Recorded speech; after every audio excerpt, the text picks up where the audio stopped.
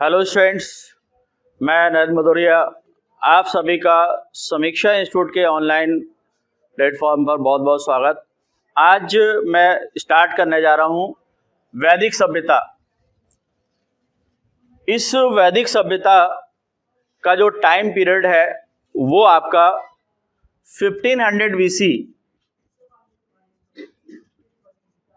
से लेकर के 600 BC तक का है, यानी कि आपका 1500 ईसी पूर्व से लेकर के 600 ईसी पूर्व का जो समय है वो आपका वैदिक सभ्यता का माना जाता है, वैदिक काल माना जाता है। ये वो समय है जब यानी कि भारत में आर्य सभ्यता का जन्म हुआ। इस आर्य सभ्यता में आपका जो उल्लेख है वो यानी कि वेदों में मिलता है, और चूंकि वेद 4 हैं, इनमें आपका ऋग्वेद, सामवेद, यजुर्वेद और अथर्ववेद। इनमें सबसे प्रारंभिक वेद है वो आपका ऋग्वेद है। तो ऋग्वेद में जो जानकारियां मिलती हैं वो आर्यों की सबसे प्रारंभिक जानकारियां मिलती हैं, स्टार्टिंग की जानकारियां मिलती हैं जब वो सब सैंधव प्रदेश में निवास कर रहे होते थे। और बाद के जो वेद हैं 3, सामवेद, यजुर्वेद और अथर्ववेद, उनमें बाद की जानकारी मिलती है। तो इसी आधार पर इस वैदिक सभ्यता के काल को, समय को 2 भागों में बांट दिया जाता है। एक आपका ऋग्वैदिक काल बोला जाता है और दूसरा आपका उत्तर वैदिक काल बोला जाता है। क्यों? क्योंकि इसी का कारण यह है कि यहाँ पर यानी कि प्रारंभिक जो जानकारियां हैं वो पूरी हमें यानी कि ऋग्वेद से मिलती हैं, इसीलिए इसको आपका ऋग्वैदिक काल बोला जाता है। यानी कि आपका जो प्रारंभिक काल है वैदिक काल का वो है ऋग्वैदिक काल, और इसी को पूर्व वैदिक काल भी बोल देते हैं। ऋग्वैदिक या पूर्व वैदिक काल, प्री वैदिक पीरियड, और दूसरा आपका उत्तर वैदिक काल। ये पूरा जो समय है आपका वैदिक काल का 1500 BC से लेकर के और 600 BC, इसी को 2 पार्ट में डिवाइड किया जाता है। तो स्टार्टिंग में जो ऋग्वैदिक काल है वो आपका 1500 BC से लेकर के और आपका 1000 BC तक का, यानी कि आपका 1500 ईसी पूर्व से लेकर के 1000 ईसी पूर्व का जो समय है वो आपका ऋग्वैदिक काल का है, या इसी को पूर्व वैदिक काल कहते हैं। दूसरा जो समय है आपका उत्तर वैदिक काल का, ये 1000 BC से लेकर के 600 BC तक का है, यानी कि 1000 ईसी पूर्व से लेकर के 600 ईसी पूर्व का जो समय है वो आपका उत्तर वैदिक काल है। तो जैसा कि मैंने आपको बताया कि ऋग्वैदिक काल इसीलिए नाम है क्योंकि इसकी जानकारी का जो पूरा स्रोत है आपका वो आपका ऋग्वेद है, यानी कि आर्यों के बारे में प्रारंभिक जो जानकारी मिलती है वो ऋग्वेद से मिलती है। इसीलिए इस पूरे टाइम पीरियड को आपका क्या बोला जाता है? ऋग्वैदिक काल बोला जाता है। इसी का चूंकि स्टार्टिंग का समय है इसलिए प्री वैदिक बोला जाता है, और ये पोस्ट वैदिक यानी कि उत्तर वैदिक काल। उत्तर वैदिक काल ये आर्यों की वो स्थिति है जब आर्य यहाँ पर पूरी तरीके से सेटल्ड हो जाते हैं, उनके जीवन में स्थायित्व आ जाता है, सभी प्रकार की व्यवस्थाएं स्थापित हो जाती हैं। तो इनके बारे में जो जानकारी मिलती है उत्तर वैदिक काल के बारे में, वो आपके बाद के 3 वेद यानी कि सामवेद, यजुर्वेद, अथर्ववेद, इन तीनों वेदों में, इसके अलावा उपवेद, आपके जो हर वेद का एक एक उपवेद है उन सभी से, उसके बाद आपके ब्राह्मण ग्रंथ, हर यानी कि आपके वेद के जितने भी ब्राह्मण ग्रंथ है उनसे, इसके अलावा आर्यण्यक ग्रंथ, इनसे भी जानकारी मिलती है, और बाद में आपके उपनिषद, इन सभी से आपके उत्तर वैदिक काल के बारे में जानकारी मिलती है। अब हम देखें कि ऋग्वैदिक काल की जो प्रारंभिक जानकारियां हैं उनके बारे में हम देखेंगे, उसके बाद फिर उत्तर वैदिक काल के बारे में हम पढ़ेंगे। तो सबसे पहले हम यानी कि आपका ऋग्वैदिक काल के बारे में पढ़ेंगे। तो ऋग्वैदिक काल के हम क्या क्या पढ़ेंगे? इस समय की भौगोलिक स्थिति, यानी कि आपका आर्यों का विस्तार कहां से कहां तक था, इनका भौगोलिक विस्तार, इनका राजनीतिक स्थिति उस समय आर्यों की क्या थी, किस तरीके से थी, उसके बाद इनका सामाजिक जीवन, आर्यों के सामाजिक व्यवस्थाओं के बारे में, सामाजिक जीवन के बारे में पढ़ेंगे, उनका धार्मिक क्रियाएं क्या थी इनके बारे में पढ़ेंगे, और फिर उनका आर्थिक जीवन किस प्रकार का था, उनकी आर्थिक स्थिति ऋग्वैदिक काल में किस प्रकार की थी, इन सभी बातों को हम पढ़ेंगे स्टार्टिंग में। तो ऋग्वैदिक काल वो था जब यानी कि आर्य सप्त सैंधव प्रदेश में निवास कर रहे थे। अभी ये हम विषय हटा देते हैं कि आर्य यानी कि विदेशी थे या भारत के मूल निवासी थे, क्योंकि ये आज भी यानी कि विद्वानों के बीच में मतभेद है। कुछ विद्वान कहते हैं कि ये यानी कि विदेश से आए थे और यानी कि भारत में आकर के जो सप्त सैंधव प्रदेश था यानी कि सिंधु और उसके आसपास की जो सहायक नदियां थी उन क्षेत्रों में आकर के बस गए थे, और कुछ विद्वानों का ये कहना है कि ये यहीं के मूल निवासी थे और यानी कि भारत से ही अन्य क्षेत्रों में फैले थे। तो इसमें आपका जो प्रारंभिक इनका भौगोलिक विस्तार था या जो क्षेत्र था वो देखा जाए तो सबसे पहले हम देखते हैं कि ऋग्वैदिक काल है तो इसका जो जानकारी का स्रोत है वो है ऋग्वेद। तो सबसे पहले हम ऋग्वेद की कुछ महत्वपूर्ण जानकारियों को देखते हैं, उसी के आधार पर फिर हम ये समझने की कोशिश करेंगे कि उनकी ये यानी कि राजनीतिक जीवन के बारे में, सामाजिक जीवन के बारे में और धार्मिक क्रियाओं के बारे में, आर्थिक क्रियाओं के बारे में। तो सबसे पहले हम जो ऋग्वैदिक काल का स्रोत है ऋग्वेद, इसके बारे में हम सबसे पहले देखेंगे। ऋग्वेद जो है आपका न केवल भारत का बल्कि दुनिया के प्राचीन ग्रंथों में इसको गिना जाता है।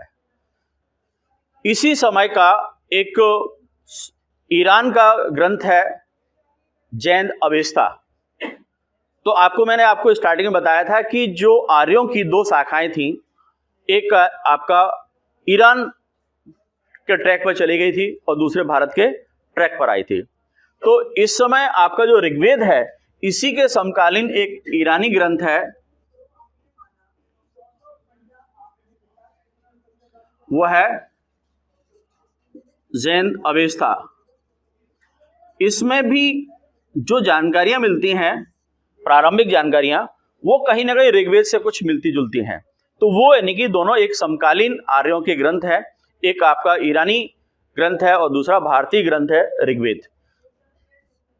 ठीक है, तो ऋग्वेद के बारे में हम देखते हैं। ऋग्वेद आपका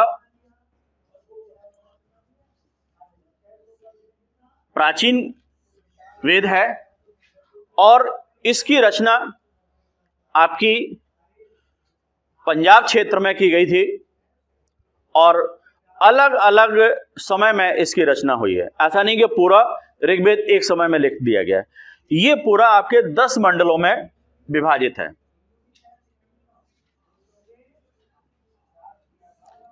ये 10 मंडलों में आपका जो विभाजन है ऋग्वेद का, इसमें जो 7 हैं वो प्रारंभिक हैं, यानी कि जिसमें आपका 2 से लेकर के और आपके 7 तक, ये आपका वंश मंडल या ऋषि मंडल कहलाते हैं।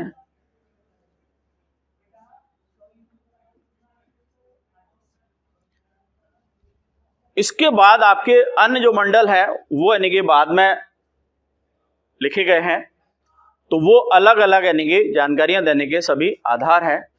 तो इसमें अलग अलग समय में यानी कि इसकी रचना हुई है मंडलों की। इसका आपका जो ऋग्वेद है इसी में गायत्री मंत्र भी दिया गया है। क्या दिया गया है? गायत्री मंत्र दिया गया है। गायत्री मंत्र आपका इसी में उल्लेख मिलता है और ये आपके ऋग्वेद के किस मंडल में है? तीसरे मंडल में है। आपका तीसरा जो मंडल है उसमें आपके तीसरे मंडल में ये गायत्री मंत्र का उल्लेख किया गया है। ये गायत्री जो मंत्र है आपका सविता जो है यानी कि सूर्य के जो रूप है उसी रूप में इनको समर्पित है, यानी कि सविता के रूप में गायत्री मंत्र समर्पित है। इसके अलावा आपका जो ऋग्वेद है इसमें अस्तो मा सद्गमय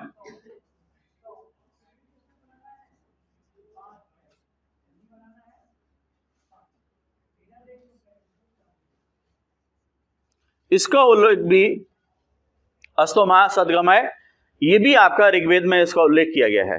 तो ऋग्वेद एक बहुत महत्वपूर्ण यानी कि ग्रंथ है जिसमें आपकी प्राचीन काल की बहुत सारी ऐसी जानकारियां मिलती हैं जो धार्मिक आधार पर हैं, लेकिन इसी ऋग्वेद के जो वर्णन है उसी से हम यानी कि उस समय की भौगोलिक स्थिति के बारे में जानते हैं, उसी के बाद यानी कि इससे राजनीतिक स्थिति के बारे में आकलन किया जाता है। इन्हीं ऋग्वेद की जो सूक्त है या रचनाएं हैं, संहिताएं हैं, इनके आधार पर यानी कि उस समय की आर्थिक क्रियाओं को भी जानकारी मिलती है।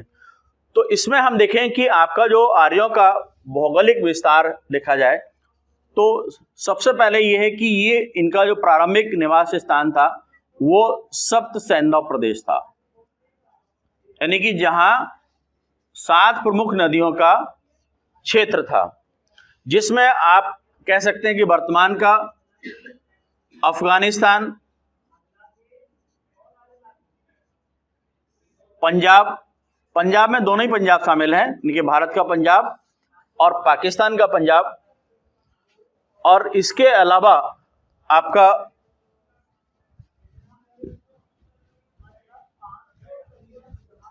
हरियाणा और पश्चिमी उत्तर प्रदेश, यहां तक इनका विस्तार हुआ था।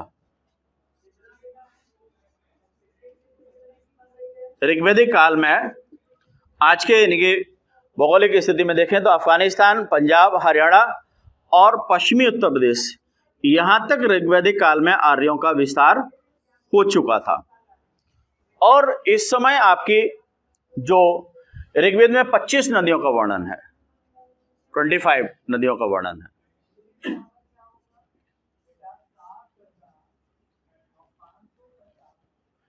ये सब सैंधव प्रदेश की जो नदियां हैं, जो 7 नदियां हैं, इसमें आपका सिंधु उस समय की सबसे महत्वपूर्ण नदी थी, जिसका ऋग्वेद में सबसे ज्यादा बार उल्लेख हुआ है, तो वो आपका सिंधु है।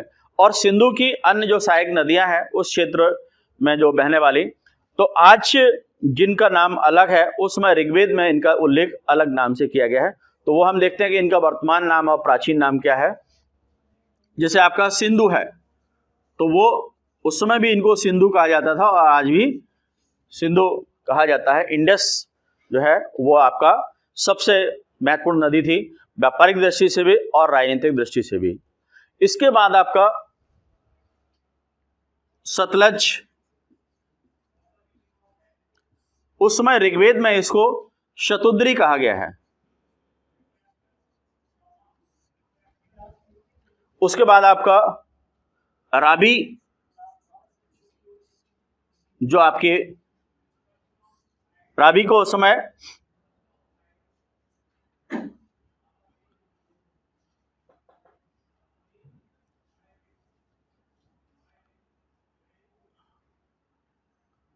परुष्णी कहा जाता था।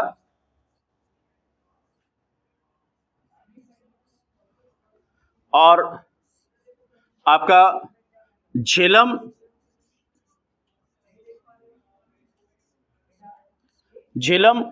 इसको उस समय अश्किनी कहा जाता था।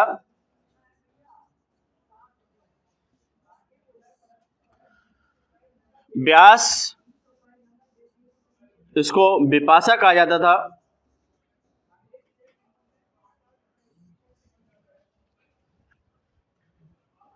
और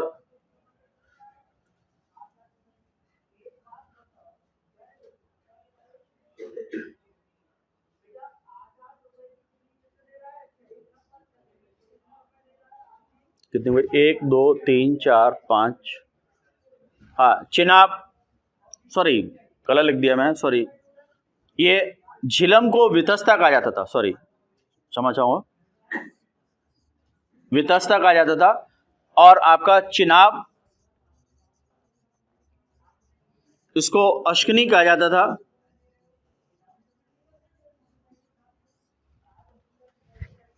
और सरस्वती,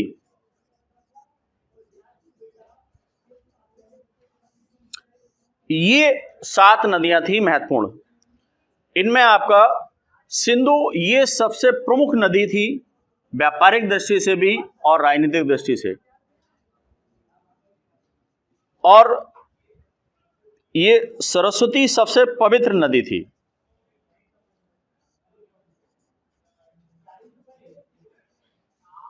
सरस्वती सबसे पवित्र नदी थी। इसको नदीत्मा कहा गया है, नदियों की आत्मा कहा गया है। तो ये आपके 7 नदियों का जो क्षेत्र था वहां पर यानी कि ये आर्य लोगों का विस्तार था। इसके अलावा यदि हम देखें भौगोलिक विस्तार में एक खास जिक्र हुआ है, वो आपका ये है कि ऋग्वैदिक काल में आपका ये लोग आर्य लोग हैं, हिमालय से भी परिचित थे, क्योंकि हिमालय पर्वत की एक चोटी है मुजवंत, उसका उल्लेख किया गया है ऋग्वेद में। हिमालय पर्वत की मुजवंत चोटी का उल्लेख किया गया है। तो कहीं ना कहीं ये पता चलता है कि उस समय के ऋग्वैदिक काल में ये जो आर्य थे हिमालय से लेकर के और आपका गंगा तक ये लोग यानी कि क्षेत्र से परिचित थे। क्यों? क्योंकि ऋग्वेद में गंगा का भी उल्लेख हुआ है, लेकिन हाँ सिर्फ एक बार हुआ है, गंगा का एक बार उल्लेख हुआ है और यमुना का 3 बार हुआ है। तो ये पता चलता है कि इस समय आपकी गंगा और यमुना उतनी महत्वपूर्ण नदियां नहीं थी। मतलब वो लोग उस क्षेत्र से परिचित थे, लेकिन उनका बहुत ज्यादा उस समय उसमें विस्तार नहीं था या वहां पर उनकी बहुत ज्यादा गतिविधियां नहीं थी। इसलिए ऋग्वेद में गंगा का 1 बार और यमुना का सिर्फ 3 बार उल्लेख किया गया है। तो ये आपका पता चलता है कि उस समय तक आर्य लोग जो थे कहीं ना कहीं गंगा और यमुना तक उनका विस्तार नहीं हुआ था, लेकिन हाँ कहीं ना कहीं वो परिचित उस क्षेत्र से जरूर थे। तो ऋग्वैदिक काल में उनका यदि भौगोलिक विस्तार देखा जाए तो अफगानिस्तान, पंजाब दोनों ही इसमें भारत और पाकिस्तान वाला शामिल है, और आपका जो सिंधु क्षेत्र है क्योंकि वो पाकिस्तान का सिंधु नदी वाला क्षेत्र है वो, और आपका हरियाणा और पश्चिमी उत्तर प्रदेश, ये सारा क्षेत्र यानी कि उस समय आपका आर्य का भौगोलिक विस्तार का क्षेत्र था। ठीक है, चलिए अब इसके बाद हम देखते हैं इनकी राजनीतिक स्थिति के बारे में।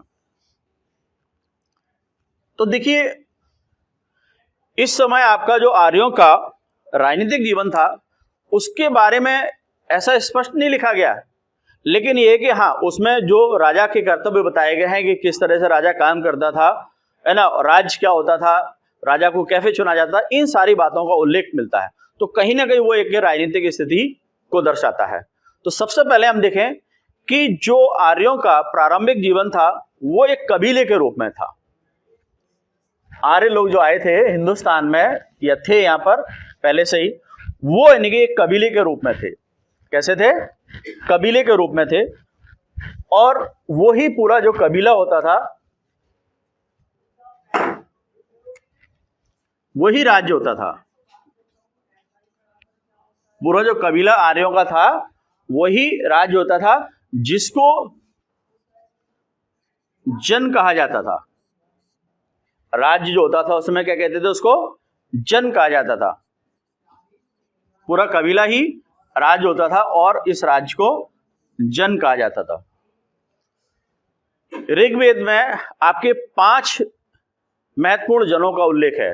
5 जन मतलब 5 कबीले जो अलग अलग यानी कि क्षेत्र में थे। आपके जो पंचजन इसको बोला जाता है,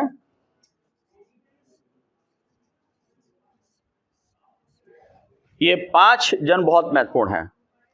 इनका उल्लेख ऋग्वेद में किया गया है। ये आपका पुरु, यदु, तुर्वश, द्रहु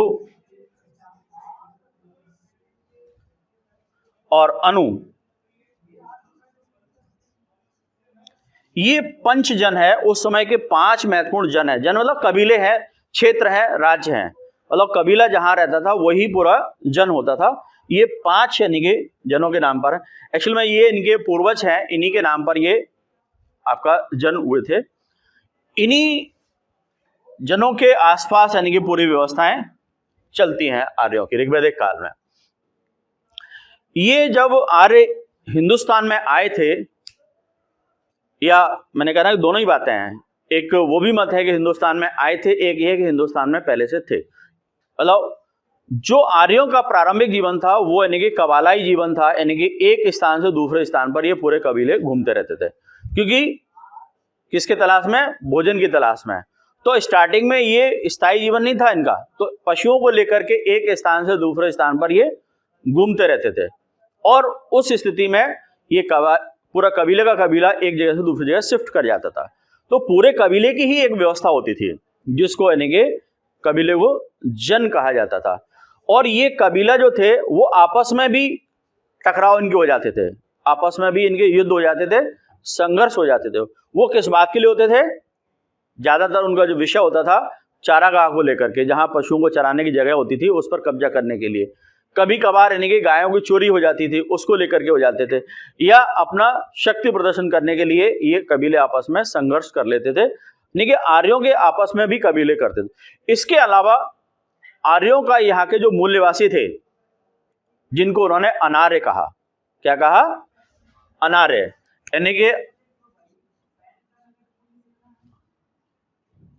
एक्चुअली में आर्य जो है ना वो अपने आप को श्रेष्ठ मानते थे। आर्यों की पहचान थी कि उनका रंग गोरा था, और ये गोरे रंग के जो है वो अपने आर्य थे, और यहाँ के जो काले रंग के लोग थे तो वो यानी कि उनको उन्होंने अनार्य कहा।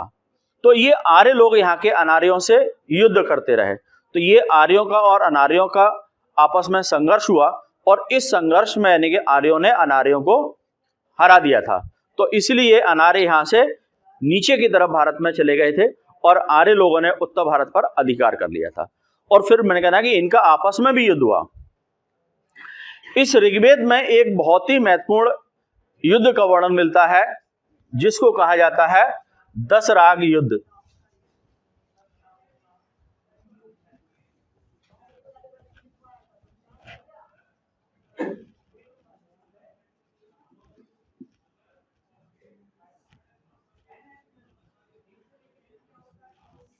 ये दशराग युद्ध है, ये ऋग्वैदिक काल का बहुत ही महत्वपूर्ण युद्ध माना जाता है। इस युद्ध में 10 राजाओं ने भाग लिया था, इसलिए इसके 10 राजाओं का युद्ध, दशराग का मतलब है 10 राजाओं का युद्ध। इस युद्ध का घटनाक्रम क्यों हुआ और किस तरीके से युद्ध हुआ, ये आपका परुष्णी नदी के किनारे हुआ था, यानी कि वर्तमान में जो रावी नदी है उस नदी के किनारे युद्ध हुआ था। देखिए, युद्ध तो राजाओं के बीच में हुआ था, लेकिन कहीं ना कहीं अहम जो टकराया था वो ब्राह्मणों का था। वो कैसे था वो बताता हूं। देखिए, एक उस समय बहुत ही बड़ा कबीला था भरत जन। यहां पर जो राजा यहां का सुदास था, भरत जन का यानी कि राजा कौन था? सुदास। इस राजा सुदास ने क्या किया, इनके गुरु थे विश्वामित्र। कौन थे? विश्वामित्र।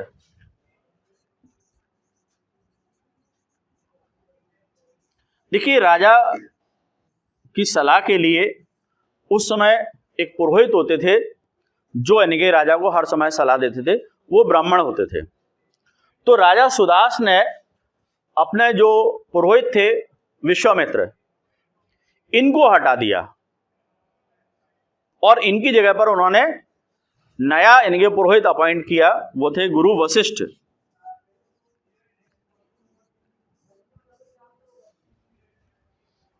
क्या किया? गुरु वशिष्ठ को अपॉइंट कर लिया। तो ये राजा सुदास से यानी कि दरबार से हट गए विश्वामित्र, और ये दूसरी जगह चले गए, वहां पर इनके पुरोहित बन गए। लेकिन उन्होंने कहीं ना कहीं गुरु वशिष्ठ से ईर्ष्या कर ली। क्या कर ली? ईर्ष्या कर ली। और उनकी जो गाय थी गुरु वशिष्ठ की, वो इन्होंने चोरी करवा दी। किसने? विश्वामित्र ने। तो मतलब गुरु विश्वामित्र की मतलब ये देखा जाए तो एक अच्छी बात नहीं थी कहीं ना कहीं, क्योंकि गुरु वशिष्ठ की गाय चोरी करवाना। तो अब इससे क्या हुआ? टकराव हो गया। टकराव इस बात से हुआ कि ये गुरु वशिष्ठ की बात नहीं है, मतलब भरत जन के जो राजा थे सुदास, उन्होंने अपने जन पर एक तरह से माना अटैक, और यानी कि युद्ध की घोषणा हो गई। तो अब इस युद्ध से यानी कि जो बचने के लिए या इस युद्ध में विजय प्राप्त करने के लिए, राजा सुदास को हराने के लिए विश्वामित्र ने क्या किया? 10 राजाओं को इकट्ठा किया, जो अलग अलग जन के थे, अलग अलग कबीले के थे। उन 10 राजाओं से संपर्क किया और एक संयुक्त सेना तैयार हुई। और इन 10 राजाओं की जो सेना थी, उसका जो नेतृत्व करने वाला राजा मेद बनाया गया। 10 राजाओं की सेना का सेनापति किसको बनाया गया? राजा मेद को बनाया गया। फिर आपका यहां पर दोनों सेना इकट्ठी हुई, यानी कि भरत जन की और ये 10 राजाओं की। ये कहां पर आई? परुषी नदी के किनारे। दोनों में टकराव हुआ, संघर्ष हुआ, और अंततः आपकी भरत जन की विजय हुई। यानी कि राजा सुदास ने आपके राजा मेद के नेतृत्व वाले 10 राजाओं के संगठन की सेना को हरा दिया। और एक तरह से राजा जो सुदास था, उसने विश्वामित्र के गुरूर को भंग कर दिया या अहंकार को तोड़ दिया, क्योंकि सुदास ने यानी कि इस युद्ध में विजय प्राप्त कर ली थी। तो ये आपका ऋग्वेदिक काल का सबसे महत्वपूर्ण युद्ध माना जाता है, 10 राजाओं का युद्ध। अच्छा, ये 10 राजाओं में आपके आर्य भी थे और अनार्य भी थे। केवल ये आर्य नहीं थे ना अनार्य थे। 10 राजाओं का जो संघ था,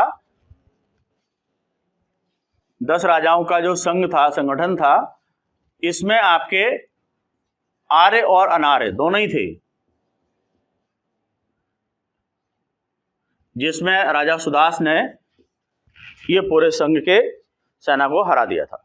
ये बहुत ही महत्वपूर्ण युद्ध माना जाता है आपके ऋग्वेदिक काल का, भारतीय इतिहास का, यानी कि एक बड़ा उस समय कह सकते हैं कि ये क्या था? विश्व युद्ध कह दो उस समय की स्थिति की।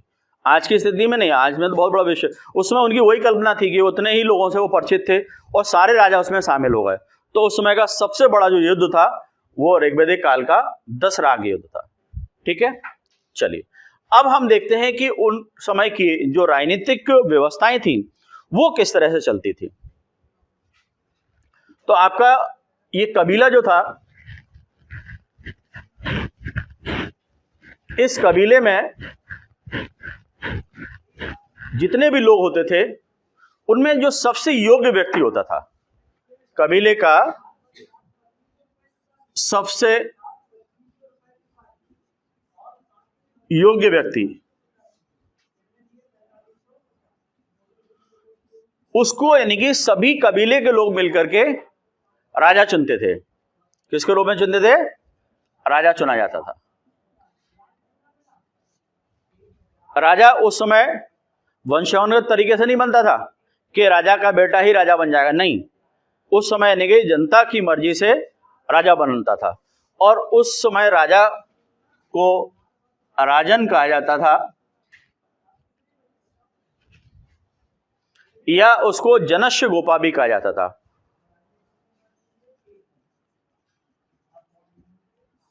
यानी कि जन की चिंता करने वाला, रक्षा करने वाला। जन मतलब कबीला। मैंने कहा ना कि उस समय पूरे राज्य को जन कहा जाता था, और उसका प्रमुख कौन होता था? राजा होता था, जिसको राजन या जनस्य गोपा कहा जाता था। ठीक है, इस राजा का कर्तव्य यह था कि अपने कबीले की वो पूरी रक्षा करे। यदि कोई दूसरा कबीला या जन उसके ऊपर आक्रमण करता है तो उस समय सेना का नेतृत्व करना, शांति काल में अपने यानी कि जनता की भलाई के लिए काम करना, ये सारे काम यानी कि राजा के होते थे। राजा यानी कि जो मैंने कहा ना कि हर तरीके से, शारीरिक रूप से, बौद्धिक दृष्टि से, सभी दृष्टि से यानी कि कबीले में योग्य होता था और उस कबीले के लोग, जन लोग ही क्या करते थे, राजा को चुनते थे। इस राजा की सहायता करने के लिए आपके अधिकारी होते थे। राजा की सहायता करने के लिए 3 अधिकारी थे। सबसे पहले पुरोहित, दूसरा सेनानी और तीसरा ग्रामीणी। देखिए उस समय जन यानी कि राज्य छोटा था, इसीलिए राजा को बहुत ज्यादा अधिकारियों की आवश्यकता नहीं थी। मतलब उस समय जो आवश्यकता महसूस होती थी उसकी देखते हुए राजा ने 3 अधिकारियों को अपॉइंट करता था। तो पहला होता था आपका पुरोहित, ये धार्मिक कार्य करता था और राजा को राजनीतिक मामलों में सलाह देने का काम करता था, धर्म सम्मत यानी कि राज्य चलाने की सलाह देता था। तो ये पुरोहित था, ये यानी कि आपका ब्राह्मण जाति का होता था, ब्राह्मण वर्ण का होता था और राजा को यानी कि सभी प्रकार की कामनाएं करता था कि राज परिवार और राज्य की यानी कि जनता सभी यानी कि सुखी रहे। इसके लिए यानी कि समय समय पर यानी कि धार्मिक क्रियाओं को यानी कि यज्ञों का आयोजन करके यानी कि राजा के लिए और यानी कि राज्य के लिए क्या करता था, कल्याण की कामना करता था और हर समय राजा को यानी कि अच्छी सलाह देने का यानी कि प्रयास करता था। और यदि राजा गलत मार्ग पर चल देता था यानी कि अधर्म के मार्ग पर चल देता था तो ये खुद पुरोहित यानी कि उसका, राजा का विरोध करते थे। तो ये आपका पुरोहित था। इसके बाद दूसरा था सेनानी, क्योंकि उस समय सेना रखना बहुत महत्वपूर्ण था, क्योंकि कबीले पर यानी कि हर समय दूसरे कबीले के आक्रमण का भय बना रहता था। तो इसीलिए अपने राज्य की सुरक्षा के लिए और अपने राज्य का विस्तार करने के लिए यानी कि राजा सेना रखता था और उस सेना का प्रमुख सेनानी होता था। आपके ये ज्यादातर आपके क्षत्रिय वर्ण के लोग होते थे जो सेना में होते थे और इन सेना की देखरेख करने वाला अधिकारी सेनानी होता था। हाँ, ये सेनानी का काम सिर्फ सेना को देखरेख करना, उनके सैनिकों को नियुक्त करना और उनकी सारी व्यवस्थाएं देखना था। लेकिन जब यानी कि युद्ध प्रारंभ हो जाता था तब सेना का नेतृत्व सेनानी नहीं करता था। उस समय यानी कि युद्ध के समय यानी कि सेना का नेतृत्व करने वाला कौन होता था, वो आपका राजा होता था। सेनानी युद्ध के समय सेना का नेतृत्व नहीं करता था, राजा करता था। इसके बाद आपका ग्रामीणी, ये सबसे तीसरा अधिकारी था नीचे का। ये आपके जो गांव के मुखिया होते थे उनको ग्रामीणी कहा जाता था। तो ये भी राजा इनसे गांव के बारे में जानकारी लेता था, गांव में कोई समस्या तो नहीं है, तो ये यदि कोई समस्या होती थी तो ग्रामीणी राजा को बताता था और राजा उस समस्या का समाधान ग्राम स्तर पर करता था। तो ये आपका यानी 3 प्रमुख अधिकारियों के माध्यम से राजा अपने शासन का संचालन करता था। अब यदि देखा जाए तो राजनीतिक इकाइयां क्या थी, यानी कि पूरा आपका जो कबीला था वो ऊपर से लेकर के नीचे तक किस तरह से डिवाइड था, इसको हम देखते हैं।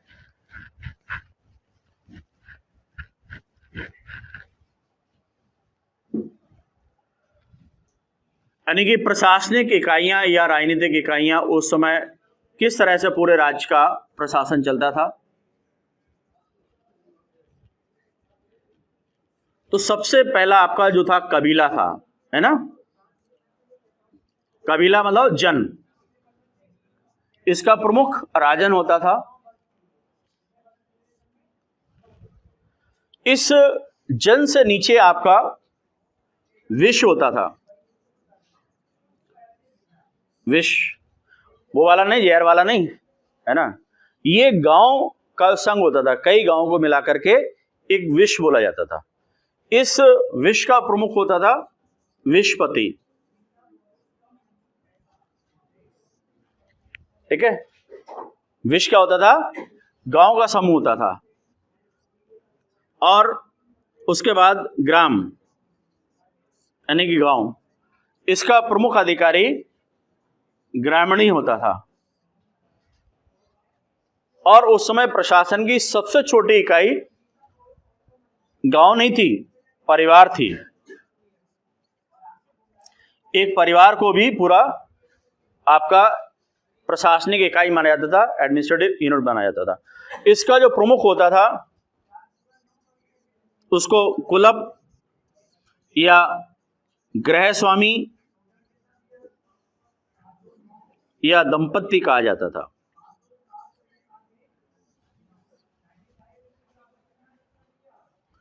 तो सबसे निगे छोटी इकाई परिवार थी, परिवारों का समूह गांव होता था और गांव स्तर पर निगे अधिकारी ग्रामीणी होता था और गांव का जो समूह होता था वो मिलकर के आपके विश्व होते थे, इसका प्रमुख विश्वपति होता था और इन सारे विषयों को मिलाकर के आपका जन बनता था, जो उस समय राज्य होता था, जो पूरा कबीला एक जन होता था।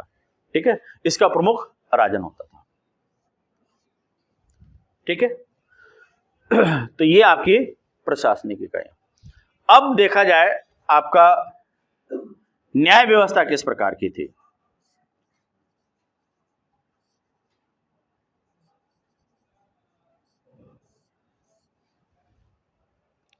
यानी कि आपका उस समय यह कहा जाता था कि व्यक्ति जो भी अपराध करता है वह कैसे तय होता था, धर्म के खिलाफ। यदि व्यक्ति ने किसी काम को धर्म के खिलाफ किया है, धर्म मतलब धर्म कर्मकांड से नहीं था, धर्म का मतलब कर्म, उसको जो जिम्मेदारी दी गई है उस काम को यदि कर रहा है तो वो सही है, यदि उसके खिलाफ वो कर रहा है तो वो क्या हो जाता था, अपराध माना जाता था। और उस स्थिति में कि अपराध किया है व्यक्ति ने, तो ये आपका न्याय करने का अधिकार जो अंतिम तौर पर था वो राजा को था। अंतिम तौर पर सजा देने का अधिकार किसके पास था, राजा के पास होता था। न्यायाधीश के रूप में अंतिम यानी कि राजा होता था और इसमें सहयोग करने वाला कौन होता था, पुरोहित होता था। वो बताता था कि इस व्यक्ति ने इतना अपराध किया है तो इसके लिए ये दंड देने का प्रावधान हमारे धर्म में है। तो धर्म पूर्वक यानी कि न्याय करने की व्यवस्था थी। इसमें यह भी था कि दो व्यक्तियों के बीच में किसी प्रकार का विवाद होता था तो पहले उनको समझौता करवाने की भी कोशिश की जाती थी। तो इस प्रकार के समझौता करवाने वाले लोग होते थे, इनको कहा जाता था मध्यमशी।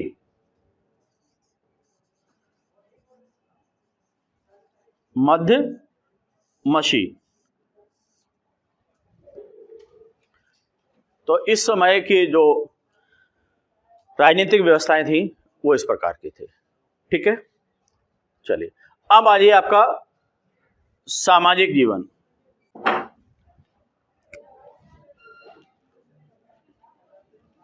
ऋग्वैदिक कालीन सामाजिक जीवन।